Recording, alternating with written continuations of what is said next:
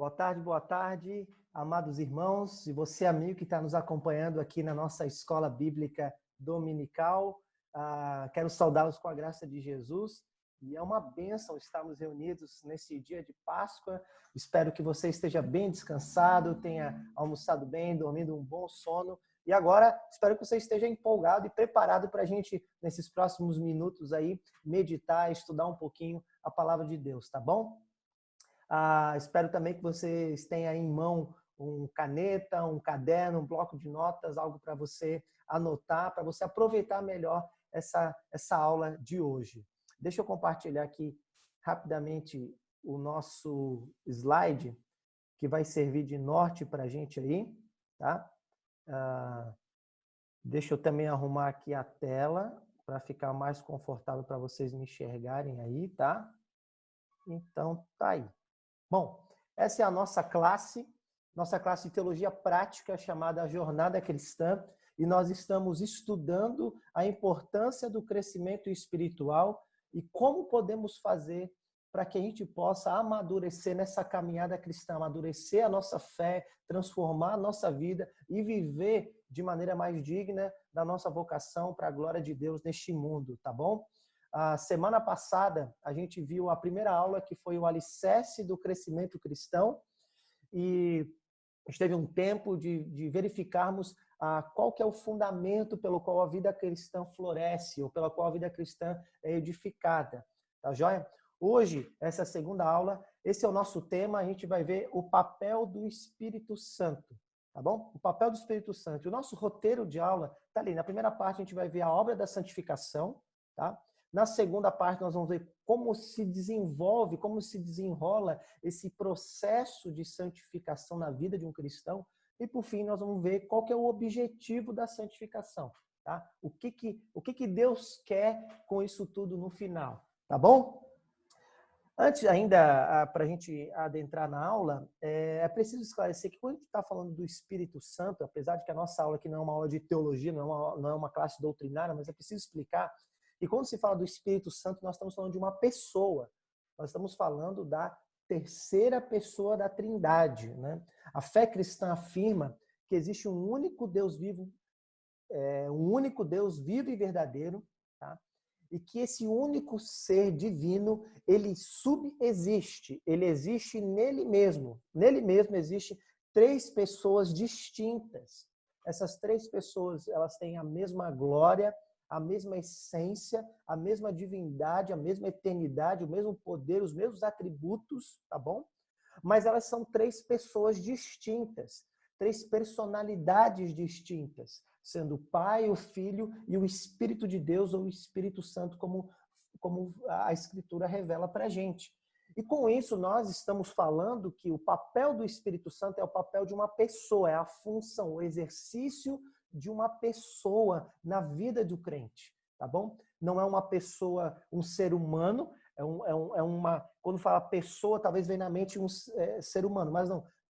Pessoa tem a ver com personalidade, significa que é um ente, um ser, tá bom? Que fala, que ouve, que responde, que age, interage, que tem vontade, que tem atributos, não é? Que tem planos, né? Então, é disso que nós estamos falando, do Espírito Santo. Não é uma força cósmica, não é uma energia, tá bom? Mas é uma pessoa, uma bendita pessoa, que é a terceira pessoa da Trindade, que estava na eternidade com Deus, que estava no ato da criação, que estava durante todo o desenrolar da história redentiva, que estava nos profetas, que estava no ministério de Jesus, e que foi enviado agora à igreja, tá? Para exercer e executar assim aquilo que a gente chama as aplicações, aplicar os efeitos da obra de Cristo, da obra de Deus, dos planos de Deus na vida do seu povo, tá bom? Então é deste que nós estamos falando, o Espírito Santo. E com isso nós estamos dizendo que uma das funções primárias, ou uma das funções essenciais do Espírito Santo hoje, na vida dos cristãos, é isso que nós chamamos a obra da santificação, tá bom? Então a gente vai ver o que é essa obra, vamos ver como que essa obra se desenrola e vamos ver qual é o objetivo dessa obra e por que isso é importante nessa classe de crescimento espiritual, tá bom? Deixa eu recapitular antes de a gente entrar nessa aula, porque é sempre importante. Semana passada, a gente viu que o alicerce do crescimento espiritual é a graça de Cristo. Tá? E olha como o Jerry Bridges resume nessa citação aí. Ó, a graça que nos traz a salvação também nos disciplina. Uma coisa não acontece sem a outra, ou seja, Deus nunca salva as pessoas e as abandona para prosseguirem na imaturidade, em um estilo de vida pecaminoso.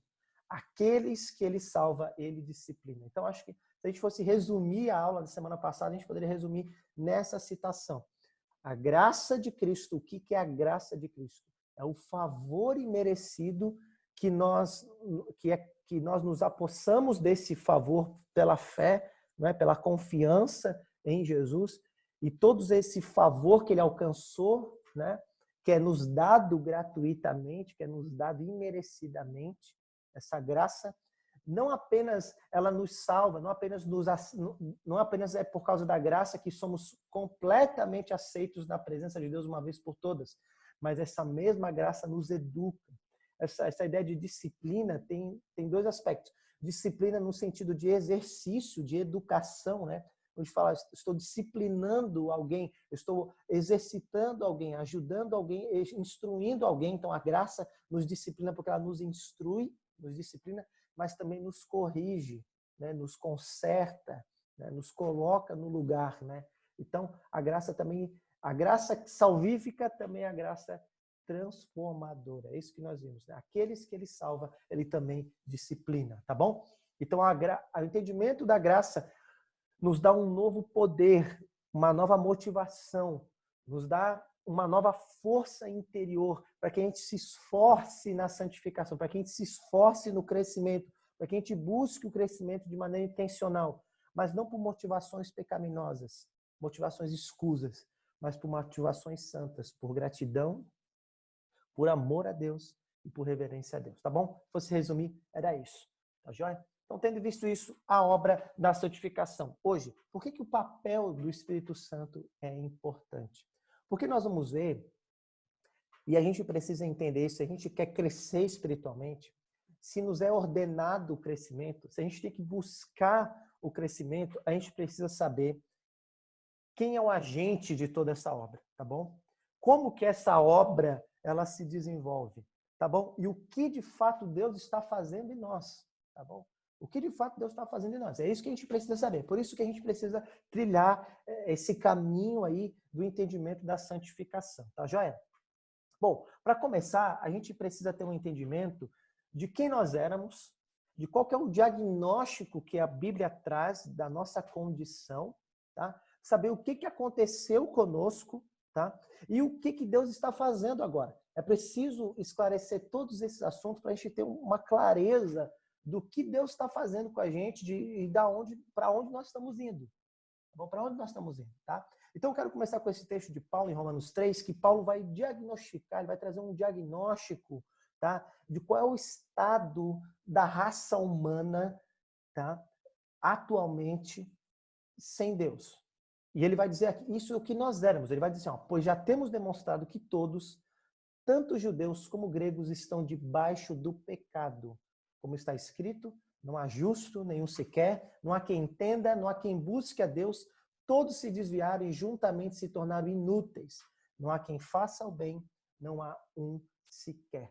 Paulo está colocando aqui qual é o estado espiritual, o estado das pessoas, de toda a humanidade diante de Deus. Ao longo da história aí da humanidade, várias teorias foram levantadas, teorias sociológicas, teorias psicológicas, teorias antropológicas, teorias religiosas, inclusive, para tentar dar uma resposta do porquê o ser humano tem por que o ser humano tem algumas atitudes que são bizarras, né? Por que o ser humano tem alguns desejos, tem algumas condutas que simplesmente parece que destrói tudo que existe, né? Por que o ser humano mata o outro? Por que o ser humano repudia o outro? Por que escraviza o outro? Né? Julga o outro? Por que acontece isso? Né? E a Bíblia, já de cara, e Paulo está dizendo aqui, ele vai dizer qual que é a razão disso. A razão disso é que todos, não há ninguém que não esteja debaixo daquilo que chamamos a maldição ou os efeitos do pecado, tá bom? Os efeitos do pecado. E Paulo aí, ele está dando aqui nesse texto uma ideia de completude. Eu quero mostrar para vocês que Paulo vai dizer aqui que todas as áreas da vida humana foram maculadas e estão sob o domínio do pecado. Se você não consegue enxergar isso, eu vou arrumar aqui para você. Primeiro, Paulo vai dizer que o pecado, a sua extensão, né? A extensão do pecado, aonde que a maldição do pecado se alastrou, aonde que a corrupção do pecado se alastrou, em quais sentidos? Primeiro, num sentido universal. Ele diz, pois já temos demonstrado que todos, tanto judeus como gregos, estão debaixo do pecado. Paulo está dizendo que não importa a cultura em que você viveu, não importa a família que você nasceu, não importa o país, não importa as condições em que você nasceu, não importa, tá bom? Não importa. Tá? O pecado se estendeu para toda a raça humana, independente da raça, do credo, independente da etnia, independente do que for, tá bom? Né? Algumas teorias, depois, no século XVIII para frente, começaram a afirmar que, na verdade, o ser humano é um ser humano bom. Ele é um ser humano que, na verdade, é uma tábula rasa, né? Como dizia Rousseau, é uma tábula rasa. E o problema é que ele comete atrocidades por causa do meio em que ele está, que influencia ele, que distorce ou que vai criando mentalidades erradas e por imitação, né? Obviamente que a Bíblia não desconsidera o meio, né? O meio em que a gente vive, né? Ele acaba, de alguma maneira, sim, brecando um pouco mais o pecado ou dando vazão mais ao pecado. Mas, em essência, o que a Escritura diz, que, em essência, o ser humano é essencialmente dominado. Essa expressão debaixo do pecado significa alguém que está escravizado, né? Lutero dizia isso. Lutero dizia que o ser humano é uma besta, uma besta. O que ele estava querendo dizer com isso? Ele estava querendo dizer que o ser humano é como se fosse um animal em que sempre o pecado está ali, né, com as rédeas, dominando ele, né, e escravizando ele, conduzindo ele conforme o querer do pecado. Né? É isso. Estão escravos, dominados. E não importa se você nasceu numa família de classe média, classe baixa ou classe alta. Não importa se você estudou em colégios ruins, escola pública jogada lá, ou se você estudou nos melhores colégios. Não importa se você teve educação, uma boa educação ou não. Isso não breca o mal que há no ser humano essencialmente, porque todos estão debaixo do pecado. Mas depois ele vai dizer que também no sentido espiritual, olha, ele diz, não há um justo, nenhum sequer. Com isso, ele está dizendo que não há ninguém que possa comparecer diante de Deus imaculado. Essa ideia de justo é alguém que não está manchado, é alguém que tem justiça em si mesmo, é alguém que tem condições de comparecer diante de Deus e apresentar a sua vida e dizer, olha, a minha vida é compatível com a vontade de Deus. É como se, pode ler a lei aí que a minha vida vai bater com o que está escrito na lei de Deus. Não existe isso, né? Basta você ser sincero e ler um pouquinho da lei de Deus para você ver que você não cumpre nada daquilo, nem no coração, nem nas atitudes. Né? Mas também no sentido intelectual, Paulo está dizendo que o pecado corrompeu. Olha o que está dizendo. E não há quem entenda a Deus. Né? A intelectualidade do ser humano foi afetada, foi maculada. Por isso que o homem, por exemplo, uma das coisas que a Bíblia fala é que a glória de Deus está manifestada na criação, na natureza. Né? Ele está dizendo que a natureza, a ordem criada das coisas, elas, como se fosse um profeta, grita e anuncia as obras do Criador, anuncia a divindade de Deus, o eterno poder de Deus, a soberania de Deus, a onipresença de Deus, né? Só que o ser humano, assim, na sua essência, ele olha para isso e ele não consegue perceber isso, ele não consegue entender isso, né? Paulo vai dizer em Romanos 1, inclusive, que ele vai pegar isso, vai pegar a natureza criada e vai corrompê-la, vai distorcer, ele vai dizer, vai trocar a ordem, vai adorar a criatura ao invés do Criador. Esses dias eu vi um vídeo na Índia, né, das pessoas fazendo fila para entrar dentro de um templo para se prostrar diante de uma vaca. Acontecendo isso agora, nesses tempos que nós estamos vivendo, não é coisa de culturas retrógradas, é coisa agora, atual, século XXI. As pessoas se lançando de joelhos numa vaca bem ornamentada lá, né? E uma coisa muito estranha, a vaca até abençoava lá com a pata as pessoas, né? Botava a pata direitinho na cabeça da pessoa, assim, que aquela vaca estava possessa, só pode, né? Mas é isso, né? As pessoas não conseguem entender.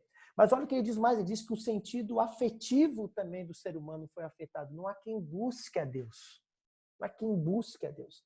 A ideia é que o ser humano não tem desejo de se curvar, de adorar a Deus, de submeter a Deus por si mesmo. Basta você ver como hoje a briga, né, na Câmara dos Deputados, no Senado Federal, né, como as pessoas repudiam formulações de leis que têm como base a Escritura Sagrada, como o casamento, né, de pessoas como elas têm dificuldade de se submeter ao conceito de família que vem da Escritura, né? Como elas têm dificuldade a enxergar, a relativizar valores morais, porque as pessoas não querem se submeter a Deus, aquilo que Deus ordenou, não é? Você vê várias decisões do sistema judiciário, né, relativizando valores que vêm da Escritura. Por quê? Porque as pessoas não querem buscar a Deus, se submeter a Deus e adorar a Deus. E quando elas querem buscar a Deus, geralmente é por algum interesse. Elas estão passando por algum sofrimento, elas estão precisando, estão tendo alguma necessidade, né? E no fundo elas não estão buscando a Deus por aquilo que Ele é, mas estão buscando a Deus por aquilo que Ele pode oferecer, né? Para aquilo que Ele pode oferecer, como um gênio da lâmpada, né? Como um feiticeiro, com magia, né? Não é isso. Né? Esse é o diagnóstico do ser humano, mas num sentido existencial também o pecado afetou. Todos se desviaram e juntamente se tornaram inúteis. O que ele está dizendo com isso? Ele está dizendo que o pecado afetou tanto o ser humano que agora eles se desviaram do propósito pelo qual eles existem, o propósito pelo qual eles foram criados. E eles estão buscando um sentido de vida em outras coisas que não aquilo que Deus, o Criador, ordenou. E por isso se tornaram inúteis. Não fazem nada que prestam no mundo. Né? A gente tem visto isso. A nossa geração, né, é uma geração que simplesmente é uma geração inútil.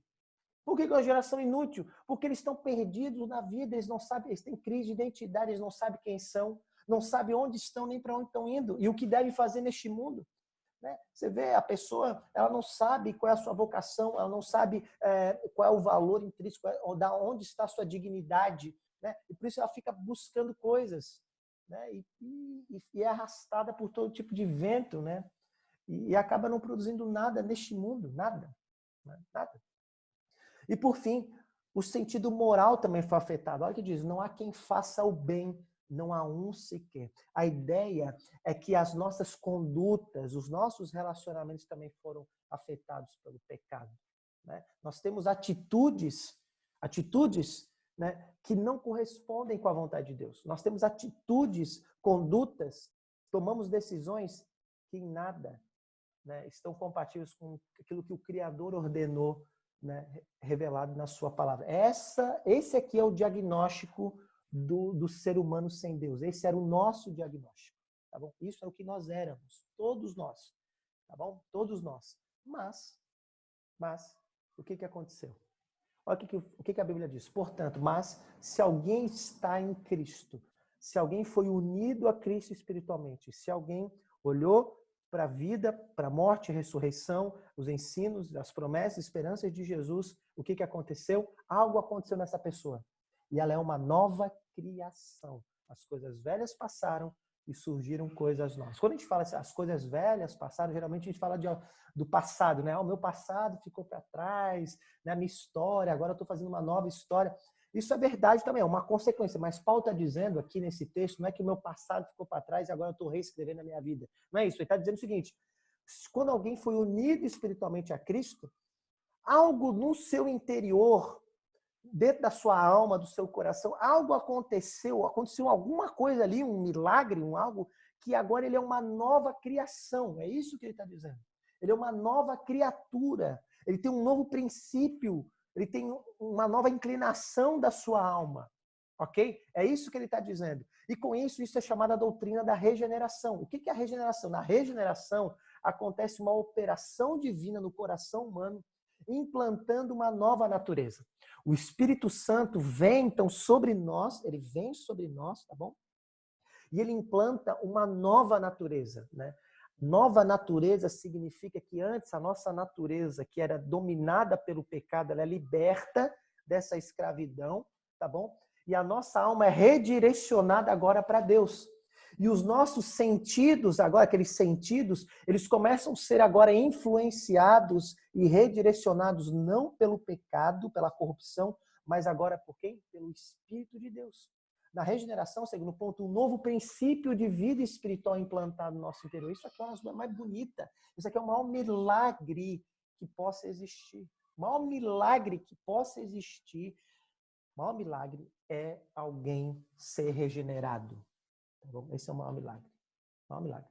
É uma pessoa que está dominada, né, pelo pecado, debaixo, naquele diagnóstico que a gente acabou de ver, e de repente algo acontece dentro dela, que o seu coração, assim, o seu sentido espiritual é reordenado, começa a ser reordenado. O seu sentido existencial é reordenado. O seu sentido moral é reordenado. O seu sentido afetivo é reordenado. O seu sentido, o seu coração é posto agora no trilho da vontade de Deus. Isso é sobrenatural. Terceiro, na regeneração ocorre uma reversão da depravação. Incapacidade total. O que acontece? Antes éramos incapazes, né? Incapazes. Agora o que acontece? Nós começamos a ser habilitados. Habilitados. Se antes nós éramos depravados, agora nós começamos a ser santificados. Essa é a ideia. Quarto, na regeneração não existe nenhum aspecto da vida que não esteja sendo influenciado pela renovação espiritual. Acabei de falar isso. Tá bom? Acabei de falar isso. Agora, essa pessoa que foi regenerada, o Espírito habita nela, e ela agora está sendo influenciada pelo Espírito Santo de Deus que passa a agir nela agora. Tá joia? Olha como Paulo diz. Mas pastor, por que você está falando de regeneração? Não é santificação? Por causa disso aqui, ó.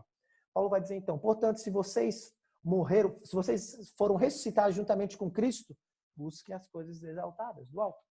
Se vocês morreram e a vida de vocês está em Cristo, olha o que diz, portanto, façam morrer tudo que pertence à natureza terrena. Ele vai dar uma lista de coisas ali. Por quê? Porque a gente precisa diferenciar a regeneração da santificação. Tá bom? A regeneração significa que algo aconteceu em nós. Mas se nós morremos para o pecado, no sentido que o pecado não nos domina mais, Paulo agora diz, então continuem a fazer morrer a natureza pecaminosa de vocês. Tá bom? Essa é a ideia. Se a gente morreu para o pecado, nós precisamos continuar mortificando o pecado na nossa vida. E isso é a obra da santificação. Olha o que a Confissão de Fé Batista de 1789, uma das grandes confissões da Reforma, diz. A santificação abrange o homem todo. Lembra de todos os sentidos? O homem todo. Ainda que imperfeita, enquanto nessa vida, nós vamos ver, é uma obra imperfeita, não é? Vai durar a vida inteira. Em toda parte ainda permanecem alguns resíduos de corrupção. Vamos ver qual é a diferença entre uma pessoa ser dominada pelo pecado e uma pessoa lutando contra o pecado, tá bom? Nós vamos ver isso, tá? Por exemplo, se por um lado o incrédulo é alguém que está debaixo do pecado, dominado pelo pecado, né? E por outro lado, nós sabemos que ainda nós vamos ser glorificados. A pergunta é o que é o crente, né? O crente é o quê? O que é o crente? O que é o crente? Porque, assim, o crente não luta mais contra o pecado, ele não tem mais desejos pecaminosos, claro que ele tem. Ele não tem mais atitudes que precisam ser corrigidas, claro que ele tem. Ele não tem pensamentos que precisam ser ajustados, claro que ele tem. Ele não tem crenças que precisam ser organizadas, ele não tem coisas para ser aprendidas, claro que o crente precisa. É isso que a gente está nessa classe, crescendo espiritualmente. Então, o que é o crente? O crente é isso. Lutero vai dizer uma frase maravilhosa, o crente é isso. É simultaneamente justo e pecador. Vamos ver isso. Por isso que ele diz, olha, ainda o crente, por mais que ele foi regenerado, ainda há resíduos de corrupção na alma, no coração, que precisam ser mortificados. Por isso ele diz, a carne militando contra o espírito e o espírito militando contra a carne. A palavra carne aqui não é corpo, tá bom? Toda vez que os crentes interpretaram a expressão carne da Escritura para corpo, eles caíram no estilo de vida cristã que nós chamamos de legalismo, né? Ascetismo. porque eles ligaram a santificação, nós vamos ver isso semana que vem, a se abster de qualquer tipo de prazer do corpo. Então, comer, beber, escutar música, ir viajar, visitar lugares paradisíacos, ter relação sexual, ver filme, tudo isso era pecaminoso porque trazia alguma sensação corporal, né, material. Então, eles não, é a carne, né? Então isso tem que ser rejeitado. Mas quando a Bíblia, isso é errado, isso é legalismo, isso não é uma espiritualidade sadia. Quando a Bíblia fala de carne, ele está falando dessa natureza, desse impulso pecaminoso que é contrário a Deus, que não se submete à vontade de Deus na sua palavra, tá bom? Essa é a carne, não tem a ver com o corpo, tá? A carne. Então, esse impulso ainda milita contra o espírito e o espírito contra a carne. Então, a santificação é essa luta, essa capacitação que o Espírito nos dá para continuarmos, então, crescendo na vida cristã e mortificarmos o pecado e praticarmos a vontade de Deus. Tá bom? Olha o que o Jerry B diz. A santificação, portanto, é a obra do Espírito Santo em nós, por meio do qual nosso interior é transformado pouco a pouco, nos libertando cada vez mais dos traços pecaminosos e desenvolvendo dentro de nós, com o tempo, as virtudes do caráter semelhante ao de Cristo. Perfeita definição. E o Jerry Reed conseguiu aí fazer uma definição bem completa, bem ampla, né? Primeiro ele vai dizer que a santificação é a obra do Espírito Santo. Isso é importante. O Espírito não apenas nos regenerou e agora nos entregou para que a gente possa sozinho agora, né, se santificar. Não é isso. Nós vamos ver, não é isso. Tá? Continua sendo a obra do Espírito. O Espírito que foi nos outorgado para nos regenerar também continua habitando em nós para nos santificar. Tá bom? Mas ele diz o seguinte, em nosso interior, e é transformado o quê? Pouco a pouco. Nós vamos ver isso, é um processo. Tá? Nos libertando cada vez mais dos traços pecaminosos. Então tem essa ideia negativa de nos libertar do pecado, mas essa ideia positiva, desenvolvendo dentro de nós, com o tempo, as virtudes do caráter semelhante ao de Cristo. Tá? Nós vamos ver uma aula só sobre virtude, e nós vamos ver o que é isso, mas esse é o objetivo. O aspecto negativo de mortificação e o aspecto positivo de prática de boas obras de um caráter transformado. Tá? Isso é santificação, então. Diante disso, então, fica a pergunta, né? Esse é o nosso segundo ponto. Então, como isso acontece? Nós vimos o que é a obra da santificação, a importância da obra da santificação, tá? Vimos qual é o papel do Espírito nessa obra. Essa é uma obra do Espírito, tá joia? Mas como isso acontece na prática, pastor? Tá aí. Como é que acontece na prática? Olha esse texto bíblico. Esse é um dos textos fabulosos da Bíblia que eu encorajo você a decorar. Ter esse texto de cabeça, gravar no seu coração, meditar nele, que é um texto maravilhoso. Olha o que Paulo diz, 2 Coríntios 3,18. E todos nós, que com a face descoberta, contemplamos a glória do Senhor. Segundo a sua imagem, estamos sendo transformados com glória cada vez maior, ao qual vem do Senhor, que é o Espírito. Essa minha tradução aqui é a NVI, Nova Versão Internacional, mas há outras traduções que dizem assim, ó, segundo a imagem de Deus, nós estamos sendo transformados de glória em glória. Esse texto é maravilhoso. Paulo está dizendo o seguinte, que os judeus, tá, eles estão com a face coberta, como se um véu estivesse diante deles, mesmo eles tendo a lei de Deus, mesmo eles tendo os profetas, mesmo eles tendo as narrativas do Antigo Testamento, mesmo eles tendo todo o sistema sacrificial do templo, do sacrifício, do sacerdote, mesmo eles tendo a literatura de sabedoria, os salmos, provérbios, eclesiastes, cantares, mesmo eles tendo tudo isso, mesmo que o Cristo saiu deles, da descendência deles, não saiu de outra cultura, né? Um véu está diante deles, eles não conseguem contemplar a glória de Deus. Eles não conseguem contemplar essa glória. Né? E por isso que eles estão cegos. Até hoje eles estão cegos, eles não conseguem reconhecer Jesus Nazareno. Nós hoje celebramos a Páscoa, né? Porque nós somos cristãos. Mas o judeu, ele não reconhece, ele não consegue perceber que Jesus é o cumprimento de tudo aquilo que os profetas deles tinham anunciado. Eles não conseguem perceber isso, porque é um véu. Né? Só que o que aconteceu conosco? Olha o que diz, e todos nós que com a face descoberta, essa é a regeneração, o Espírito vem e tira esse véu de nós que impedíamos de olhar a Cristo, a beleza de quem Jesus é. Essa obra. Então nós contemplamos a glória do Senhor.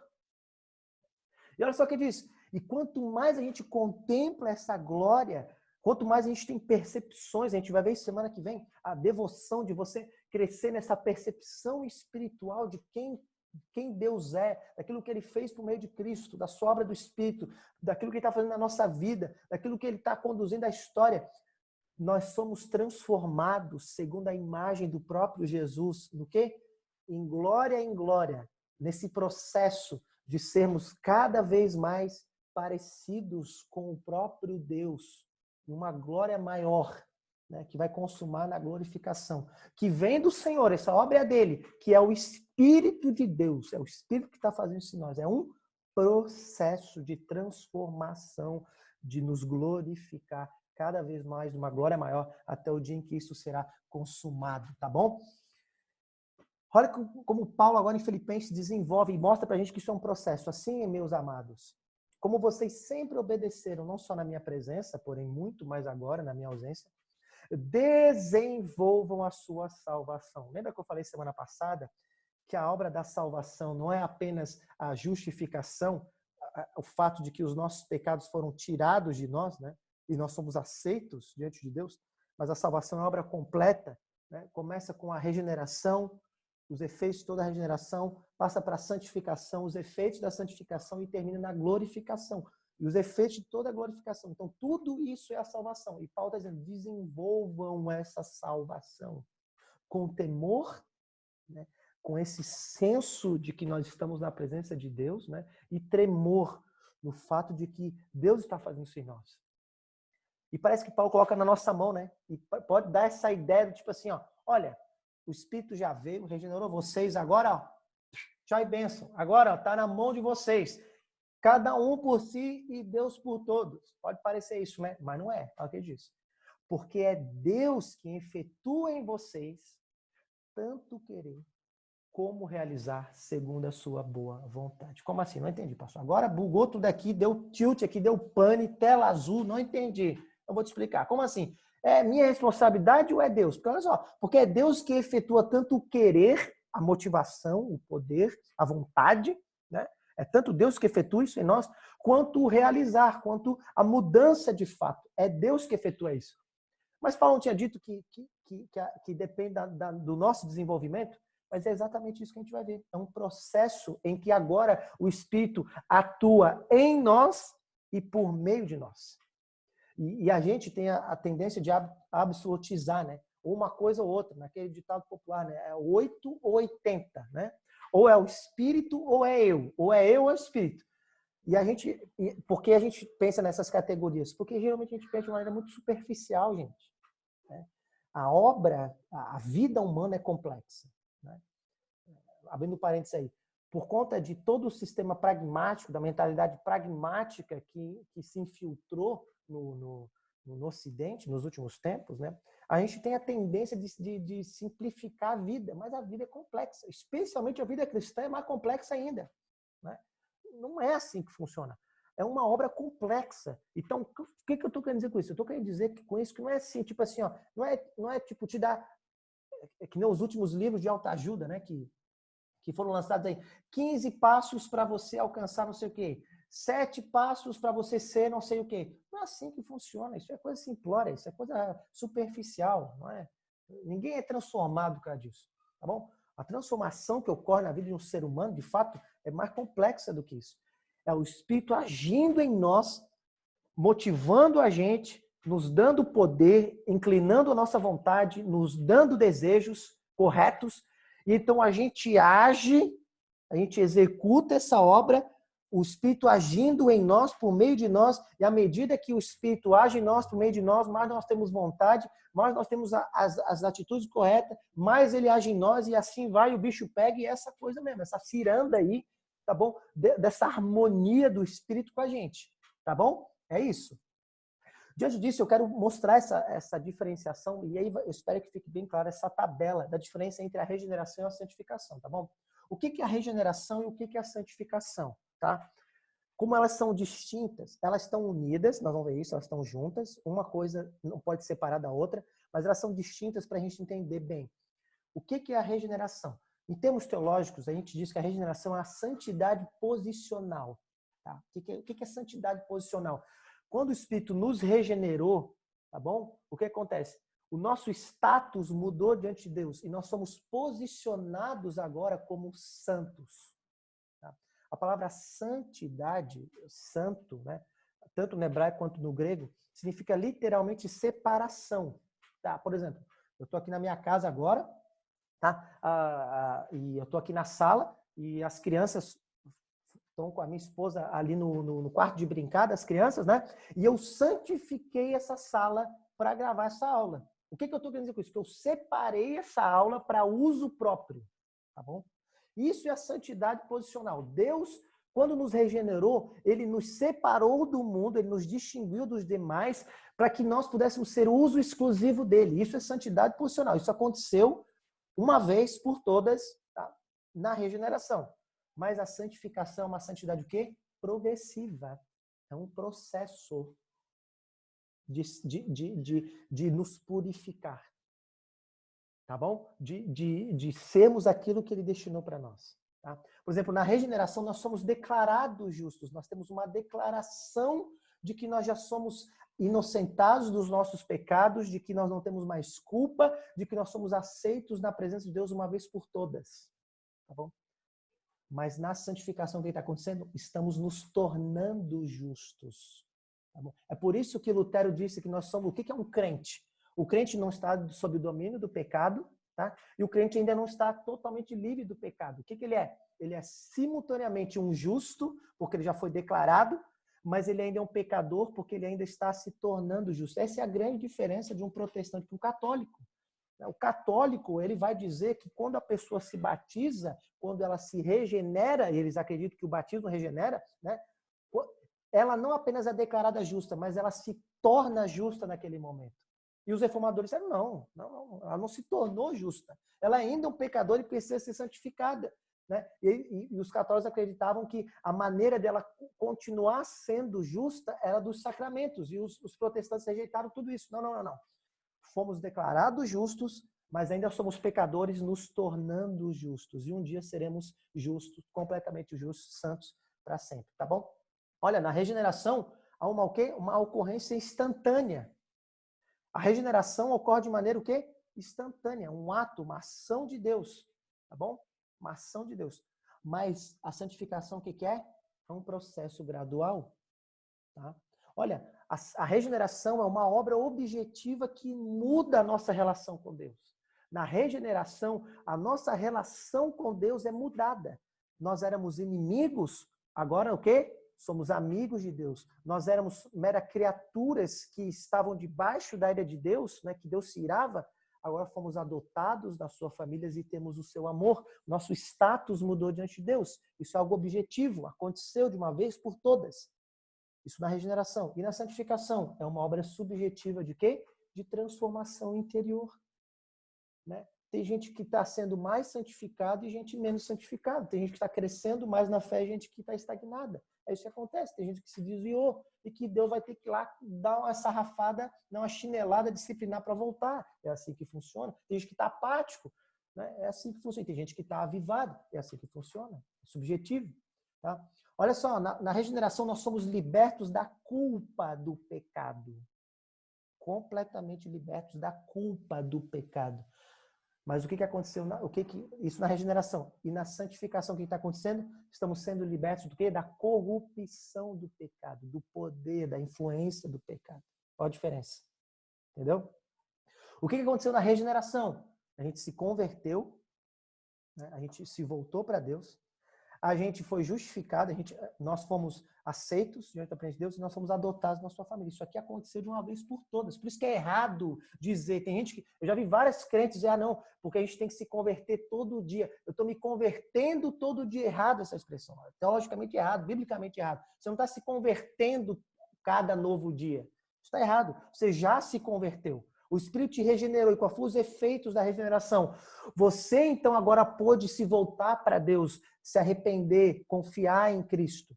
Você foi aceito de uma vez por todas. Você foi adotado de uma vez por todas. Né? Não tem como se desconverter. Não existe isso. Eu me desconverti.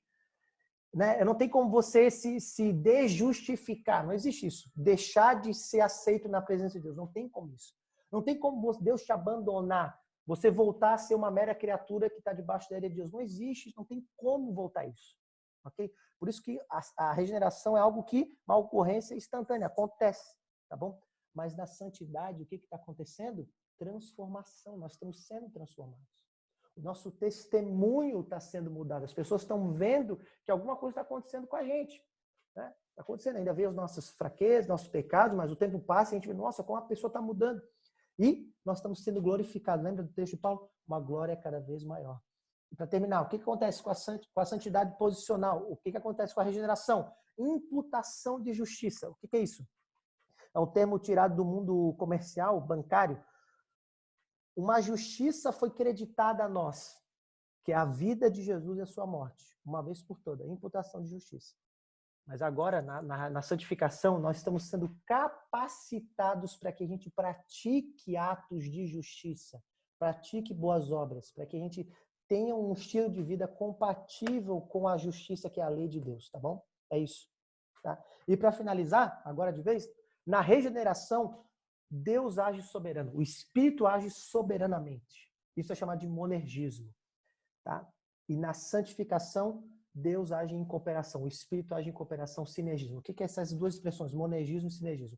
A expressão monergismo e sinergismo, a palavra ergon, tá? É a palavra obra, força, atuação. Tá? E mono significa um, então significa uma atuação, uma força, uma obra. Tá bom? Na regeneração é só Deus que age soberanamente, é só a ação de Deus por meio do Espírito Santo. Tá? Mas na santificação, a expressão sine significa várias, mais de uma. Então, mais de uma obra, mais de uma força, mais de uma atuação. Na santificação, Deus age em cooperação conosco. O Espírito age em nós, por meio de nós e através de nós. Ok? Deu para entender esse ponto? Isso é muito importante, tá? Então, olha só.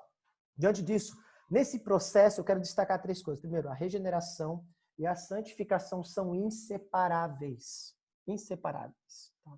Por que eu estou dizendo isso? Porque não faz sentido algum falar de santificação, processo de transformação, de mudança de caráter, de mortificação de pecado, prática de boas obras, de virtudes, de abandono de vícios e virtudes, e adoção de virtudes, para pessoas que não foram regeneradas. Não tem sentido algum. Nós vimos qual é o diagnóstico. Não faz sentido algum para uma pessoa que está debaixo do domínio do pecado você falar para ela, por exemplo, que ela precisa deixar de ser imoral. Não faz sentido isso. Não faz sentido você falar com uma pessoa que está debaixo do domínio do pecado, falar sobre a avareza, falar sobre a idolatria ao dinheiro. Não faz sentido. Por quê? Né? Porque para a ideia de santificação, precisa ter a regeneração. Só é santificado aquele que foi regenerado. Só está sendo santificado aquele que já foi regenerado. E o contrário também é verdadeiro. Para aqueles que foram regenerados, precisam entender que essa obra não acabou. Precisa-se agora, tá bom? Da santificação. Essa obra continua. Né? Continua. Lembra da aula passada do John Wesley?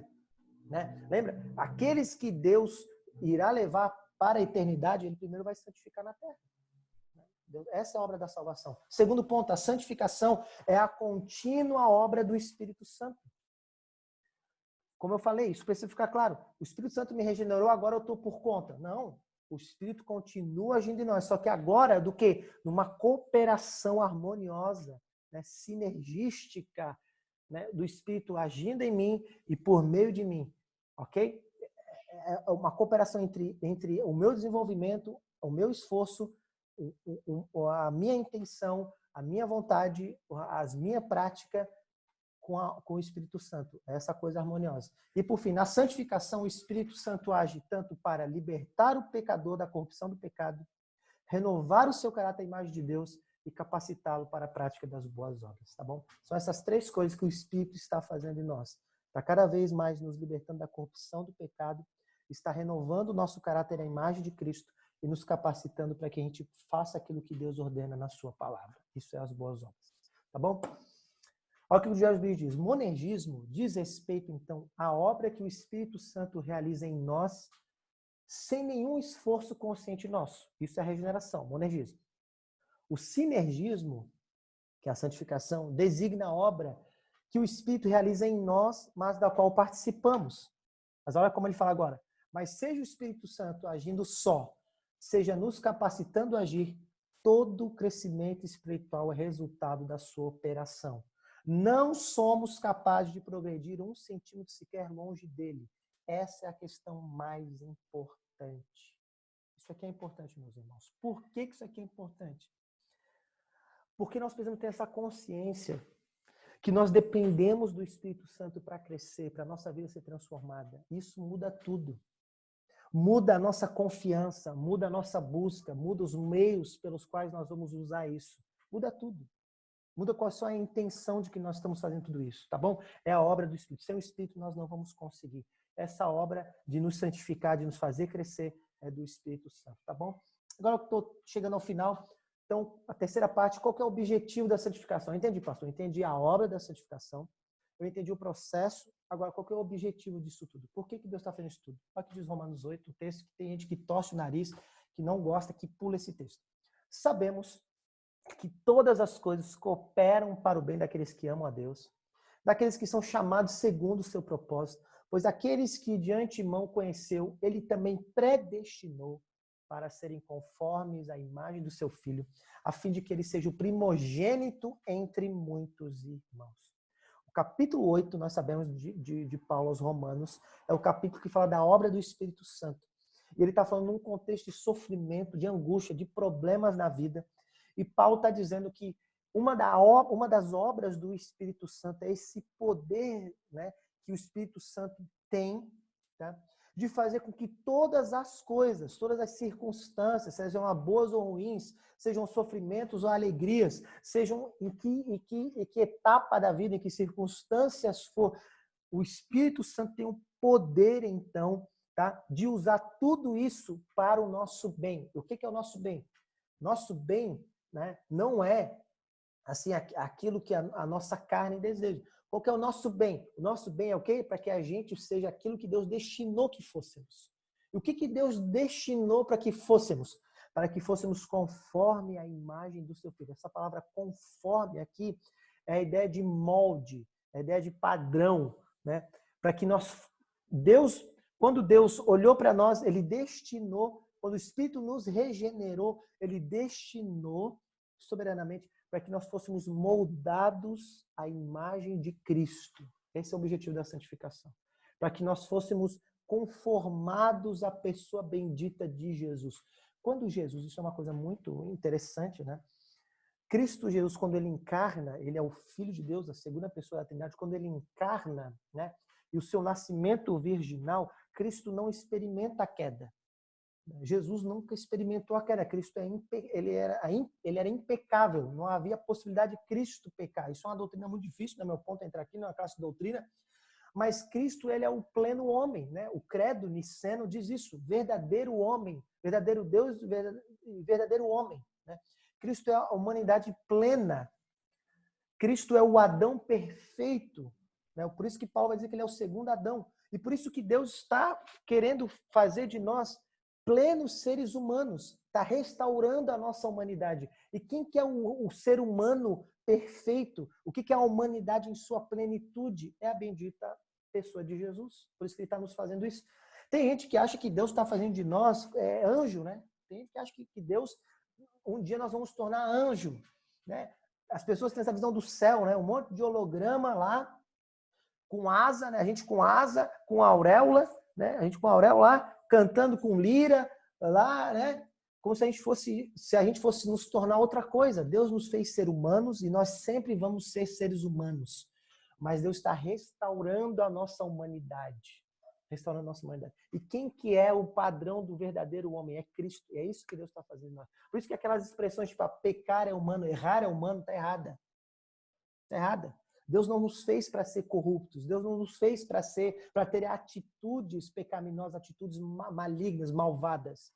Isso é a corrupção do ser humano. Deus nos fez para ser seres humanos plenos. E quem que é o padrão? É Jesus, o Deus que se fez homem, a plena humanidade, tá bom? Olha o que Jerry Bridge diz. Jesus é nosso padrão e molde. Estamos sendo transformados de modo que no fim sejamos conformados à semelhança de Jesus. Esse processo também é conhecido como formação espiritual. Esse é o ponto. Tá? Nosso padrão é Jesus. Tá? Nosso padrão é Jesus. Com isso, o que a gente está querendo dizer? Que o Espírito Santo tem um objetivo. O Espírito Santo vem, primeiro, ele habita nos crentes. Ele ilumina os crentes, ilumina a mente, ilumina o coração. Nós vamos ver semana que vem. Ele capacita, ele dá poder para os crentes. Ele ensina os crentes, né? Ele instrui, ele corrige, disciplina os crentes, guia, né? Ele intercede pelos crentes. Tudo isso é obra do Espírito por nós, que nos foi concedida, que o Espírito está fazendo em nós para que a gente seja a imagem de Jesus. Tá? Olha esse texto de Paulo de Colossenses 1. Por essa razão também nós, desde um dia em que soubemos disso, não deixamos de orar por vocês e de pedir que transbordem do pleno conhecimento da vontade de Deus em toda sabedoria e entendimento espiritual. Dessa maneira, vocês poderão viver de modo digno do Senhor, para o seu inteiro agrado, frutificando em toda boa obra e crescendo no conhecimento de Deus. O que ele está dizendo com isso? Ele está dizendo o seguinte, olha, desde o dia que ouvimos que vocês se converteram, Paulo está dizendo isso para os Colossenses, nós continuamos intercedendo por vocês. Estamos clamando a Deus. Para quê? Para que o Espírito dê pleno conhecimento para vocês, para que vocês possam viver de modo digno do Senhor. Essa expressão viver de modo digno, essa palavra digno, é a ideia da balança. Digno do Senhor, o Senhor dentro de Colossenses é o Senhor Jesus. Ele está dizendo, olha, eu oro para que essa obra seja completada em vocês, para que no dia em que vocês comparecerem diante de Deus vai ter uma balança. De um lado vai ter a plena humanidade de Jesus. E vocês possam subir do outro lado da balança, essa balança se equilibrar e vocês possam ser aquilo que Jesus é. Olha como isso é bonito, olha como isso é lindo. É isso que Deus está fazendo em nós. Deus, o Espírito está trabalhando em nós e nós precisamos nos esforçar no processo de santificação para que a gente possa viver de uma maneira que seja compatível com a pessoa de Jesus. Tá bom? Esse é o objetivo. Com isso eu fiz uma outra tabela. Qual é a diferença do mundanismo para o cristianismo? Tá? Qual é a diferença? Primeiro, no mundanismo estamos sob o domínio do pecado. Domínio do pecado. Tá? E o que é um cristão? O que é um mundano? O mundano, ele não tem crise de consciência. O mundano não tem crise de consciência. O mundano, ele não tem problema. Ele está vivendo a sua vida. Né? Às vezes ele tem crise de consciência, Freud explicava isso, né? Por conta de algumas questões culturais, né? Por conta de alguns contextos que ele tem, contexto familiar, que ensinou alguns valores, então ele tem alguns desejos que a consciência dele acusa por causa, né, do contexto familiar, por causa da herança, né, às vezes da sociedade onde ele viveu. Isso às vezes acontece, mas isso aí é só crise de consciência, de remorso, né? Mas ele está dominado pelo pecado. Por isso que quando ele se liberta desses contextos, então ele dá vazão e vai e faz o que ele tem que fazer. Aquilo que ele deseja. Mas o que é um cristão? Um cristão não é alguém que não é assediado pelo pecado mais. Não, o cristão é assediado, mas ele tem uma luta. Nós vimos isso, né? Uma luta. A carne milita contra o espírito. Está lutando contra o pecado. Tá bom? Uma coisa é você estar debaixo do domínio do pecado. Isso é o mundano. Outra coisa é você não estar mais debaixo do domínio, você está debaixo do domínio do Espírito e está lutando contra o pecado. São coisas diferentes. Tá? O mundano vive na carne, ele vive dando vazão a essa natureza humana de Romanos 3. Mas o que o crente está, o cristão, ele está vivendo no Espírito, vivendo pelo poder do Espírito que o habilita ele a tornar a vida dele compatível com a vontade de Deus, tá bom? O mundano, ele é guiado pelo orgulho e pela maldade. Tá? Pelo orgulho e pela maldade. O cristão, ele é guiado pela humildade e pela bondade. Isso é um cristão. Alguém humilde. Alguém que não precisa se provar. Alguém que não deseja ser mais do que efetivamente é. Isso é um cristão. O que é um cristão? Alguém bondoso, alguém que trata as pessoas com bondade, que busca o bem dos outros. Alguém que está vivendo a sua vida não para si mesmo, né? Mas está vivendo a vida para servir aos outros. Ele entendeu que o propósito da vida dele é esse. O mundano, ele está sendo guiado pela avareza, pela vaidade, né? O cristão é guiado pelo quê? Pela generosidade, pela moderação, porque um estilo de vida moderado, nada vai dominar ele. Quem domina ele é o Espírito. Quem domina ele é Cristo. O Senhor dele é Cristo. Ok? Não é o dinheiro. Não é a aparência. Não é a bebida. Não é a comida. Né? Não é o status. Não é a profissão. Nada. Ok? O mundano é egoísta. Né? Ele produz inimizades, contendas. Né? O cristão, o que ele é? Pacificador, né? Pacificador. Né? Ele é altruísta, né? O ele tá generosidade não é altruísta, né? Ele pensa no outro, ele busca pacificação, né? Ele busca se apaziguar, manter a paz. O mundano caminha na amargura, no ódio, né? Na raiva, no ressentimento. O cristão na misericórdia, estender misericórdia, estender graça, em favorecer as pessoas ainda que elas não merecem. E não retribuir o mal com o mal, mas vencer o mal com o bem, como diz Paulo, como diz Pedro, né? O mundano, ele é voltado para a imoralidade, né? O cristão, pela pureza, né? A sua sexualidade não é conforme os desejos, mas é conforme a vontade de Deus. E por fim, o mundano, ele idolatra, né? Ele busca nas coisas criadas questões transcendentes, como sentido, como satisfação, né? Como segurança. Mas o cristão, ele adora a Deus, ele busca as coisas transcendentes em Deus, ele busca a sua satisfação em Deus, ele busca a sua segurança em Deus, ele busca o seu sentido de vida em Deus. Né? Mas olha como agora eu falei. Significa então, pastor, que o cristão nunca luta com as questões do mundo? Claro que luta. Se você leu essa lista, com certeza você se viu ali. Eu me vejo em muitas dessas coisas. Né? Mas uma coisa é você ser dominado pela carne, dominado pelo orgulho, dominado pela maldade, pelo egoísmo, amargura, idolatria. Isso é uma pessoa incrédula. Se você é dominado por essas coisas, você não consegue vencer essas coisas, você tem que ligar um alerta, talvez você não seja um crente. Né? Mas você está lutando, né? Às vezes você se rende, mas você se arrepende, volta, tem vitória, você está nessa luta, então você é um crente. Tá bom? Para terminar, olha o que o John Murray fala no livro Redenção Consumada e Aplicada. Quanto mais profunda a sua percepção da majestade de Deus, quanto maior a intensidade do seu amor por Deus, quanto mais persistente seu anseio pela obtenção do prêmio do grande chamado de Deus em Cristo, mais consciente ela estará da gravidade do pecado que permanece e mais pungente será a sua aversão a ele. Murray está falando o seguinte: quanto maior vislumbre que você tiver de quem é Deus, daquilo que Ele está fazendo, daquilo que Ele já fez por você, mais consciência você vai ter do pecado na sua alma e mais aversão você vai ter por ele. Uma ilustração é o seguinte: você só consegue ver a sujeira de um quarto e ter nojo dessa sujeira lá dentro quanto mais luz tiver naquele quarto. Ok? Então, essa é a obra da santificação. O Espírito nos dando luz para enxergar as nossas impurezas, tá bom?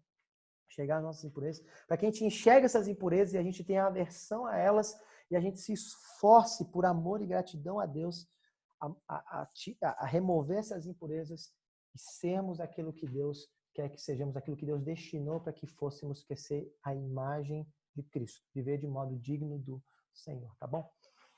Diante disso, tá? Qual que é o meu desafio para nós aqui, tá? Meu desafio para nós, a gente ter essa semana, que vai vir a partir de amanhã, tá? Quero lançar um desafio para você antes da gente orar. Qual que é o desafio? O desafio é você ler e meditar no Sermão do Monte, tá? Que vai lá de Mateus capítulo 5 até o verso 7. Você tem uma semana inteira para você meditar no Sermão do Monte, tá? E meditando no Sermão do Monte, eu quero que você responda essas 3 perguntas. Quais traços do caráter cristão listados por Jesus eu percebo em minha vida? É uma boa pergunta. Para você avaliar se você está crescendo, se você está sendo santificado. Segunda, quais atitudes condenadas por Jesus eu confesso estar presentes ainda em minha vida?